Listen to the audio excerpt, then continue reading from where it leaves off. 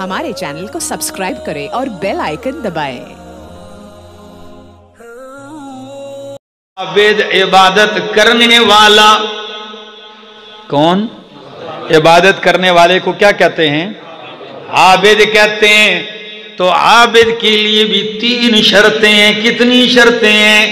कि वो ज़बानी इबादत में, माली इबादत में, कौली इबादत में, बदनी इबादत में उसके साथ किसी को शरीक, ज़बान की इबादतों में उसके साथ किसी को शरीक ना करे, बदन की इबादत में उसके साथ किसी को शरीक ना करे, और माल की इबादत में उसके साथ किसी को शरीक।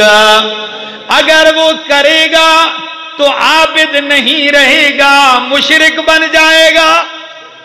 क्या बन जाएगा? वो आबिद नहीं बनेगा, क्या बनेगा? अब 3 शर्तें कहाँ हैं? आइए रब का कुरान कहता है, कुल इन्ना सलाती व नुसुकी व महयाया व ममाती लिल्लाहि रब्बिल आलमीन। कुल मेरे पैगंबर ऐलान कर दीजिए, इन्ना सलाती मेरी बदनी इबादतें, व नुसुकी मेरी माली इबादतें, व महयाया मेरा जीना, व ममाती मेरा मरना, लिल्लाह किसके लिए? माल की इबादत बोलो अल्लाह के लिए, बदन की इबादत भी अल्लाह के लिए। मैं थोड़ी सी वजाहत करता हूं, इंशाल्लाह आपको समझ में आ जाएगा।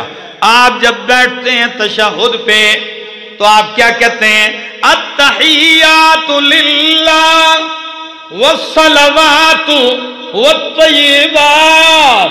कोई बंदा उठ के माना तो करे ना कि क्या माना है? अत्तहियातु लिल्लाह, अल्लाह मेरी कौली इबादतें किसके लिए? अल्लाह के लिए।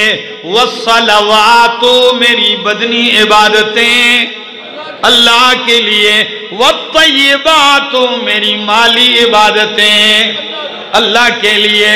तो सच बताओ, जुबान पे जब कहते हो या अल्लाह, या रहमान, या रहीम, या बदीअ समावात वल अर्द, तो फिर अगर किसी और की तस्बीह पढ़ो, उसको पुकारो। ये ज़बान की इबादत अल्लाह के लिए खालिस हुई?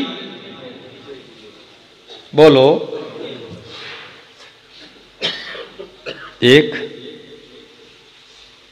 बदन की इबादत, किस लिए क़याम में हाथ बांध के खड़े होते हो जी? रुकू में किसके लिए झुकते हो? सजदे में किसके सामने जबीन झुकाते हो?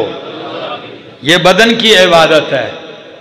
आप नमाज में कहते हैं अल्लाह मेरी ये तीनों इबादतें सिर्फ तेरे लिए हैं। अब किसी और के सामने भी झुके, किसी और के सामने भी सजदा करे, और कभी सजदा भी करे और फिर कहे जी मैंने सजदा नहीं किया, खाली झुका ही था। भाई इसी झुकने ही का नाम सजदा है। एक शख्स ने जाके कब्र पे सजदा किया और बड़े बड़े अच्छे अच्छे लोग आए, कहने लगे जी सजदा नहीं था, सजदा 7 हड्डियों पे होता है। कितनी हड्डियों पे? हाँ, 2 हाथ हैं, घुटने हैं, 2 पांव के अंगूठे हैं, और माथा है, नाक है, ठीक है ना? तो ये 7-8 आज़ा पे जाके सजदा होता है। इस तरह सजदा करो तो तब गुनाह होता है। मैंने कहा आपने हदीस भी नहीं पढ़ी, कुरान भी नहीं पढ़ा है। नबी अलैहिस्सलाम की मजलिस से सहाबी ने फरमाया या रसूल अल्लाह, जब हम आपसे सलाम करते हैं, जब हम आपसे मुसाफा करते हैं, तो अननहनी लहू, या किसी भी बुजुर्ग से करते हैं, तो क्या हम सलाम में झुका करें? इन्हिना सजदा नहीं, क्या झुका करें? फरमाया अल्लाह इसकी गुंजाइश नहीं है, क्योंकि रुकू झुकने का नाम है, और ये किसके लिए खास है? التحیات للہ والصلوات والطیبات. صحابی نے عرض کیا یا رسول اللہ، عرب کے لوگ اپنے وڈیروں کے سامنے تعظیماً جھک جاتے ہیں، سجدہ تعظیمی کرتے ہیں، کوئی معبود نہیں سمجھتے ان کو، کوئی الہ نہیں سمجھتے، صرف اس کی عظمت کے لیے کیا کر دیتے ہیں، زمین پہ جھک جاتے ہیں، ماتھا رکھ لیتے ہیں. تو ہمارے بڑے کیا ہوں گے، آپ سے بڑا کون ہو سکتا ہے، آپ کی شان سب سے بڑی ہے. تو کیا جب ہم مجلس میں آئیں تو آپ کو تعظیم احترام کا سجدہ کر لیا کریں. نبی علیہ السلام نے فرمایا لو کنت آمر احدا ان يسجد لاحد لامرت النساء ان يسجدن لازواجهن. اگر میں کسی کو حکم دیتا کہ وہ کسی دوسرے کو سجدہ کرے تو میں عورتوں کو حکم دیتا کہ وہ خاوند کو سجدہ کرے، لیکن عورت کو خاوند کے سامنے بھی سجدہ جائز. جب عورت کو شوہر کے سامنے جھکنے کی اجازت نہیں تو پھر اللہ کے سوا کسی کو کسی کے سامنے جھکنے کی اجازت. یہ میرے نبی کی شریعت کا فتویٰ ہے، فیصلہ ہے. یہ ایک والطیبات، اللہ مالی عبادت آپ کے لیے ہے. سچ بتاؤ قربانی کس کے نام کی؟ یہ مال ہے کہ نہیں جی؟ صدقہ خیرات کس کے نام پہ؟ نظر نیاز کس کے نام پہ؟ منت منوتی کس کے نام پہ؟ اب اگر یہی چیزیں غیر کے نام پہ کرو گے تو پھر جھوٹے ہو جاؤ گے، مشرک بنو گے، عابد نہیں بنو گے.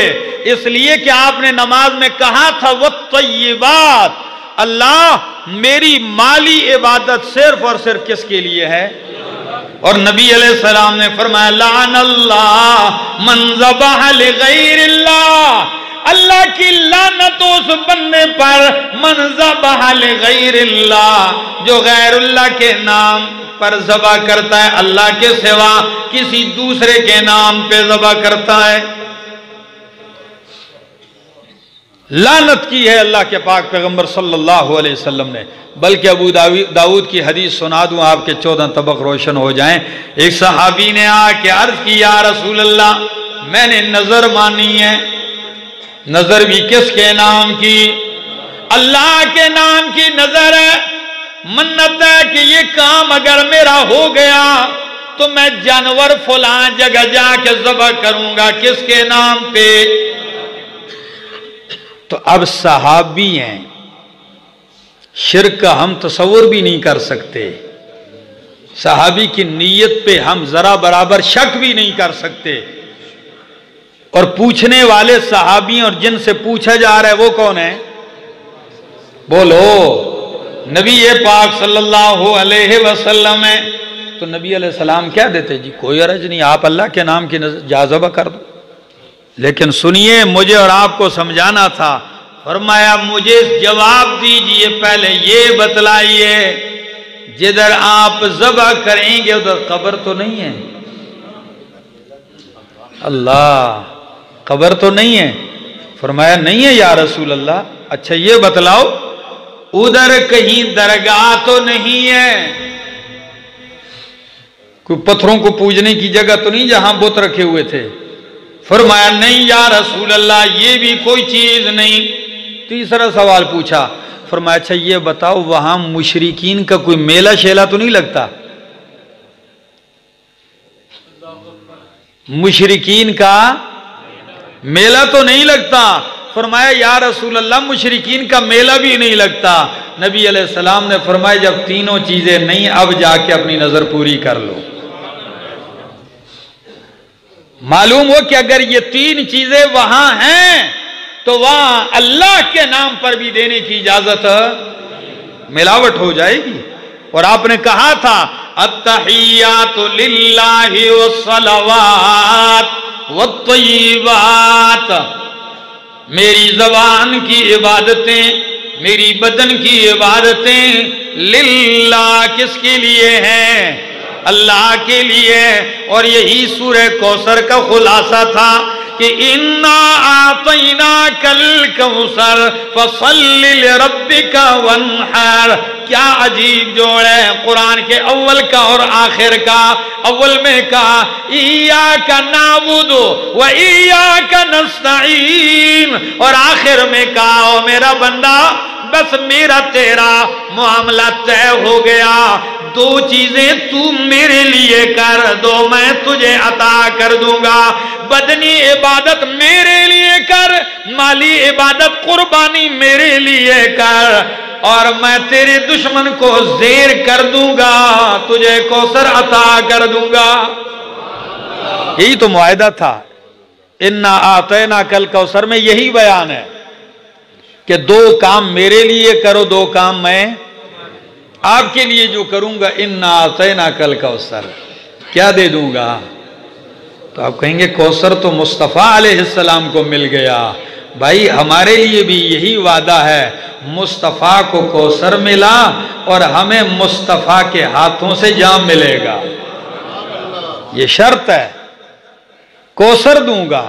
اور دوسرا اِنَّ شَانِئَكَ هُوَ الْأَبْتَرُ, آپ کے مخالف کو ذلیل رسوا کر دوں گا, زیر کر دوں گا.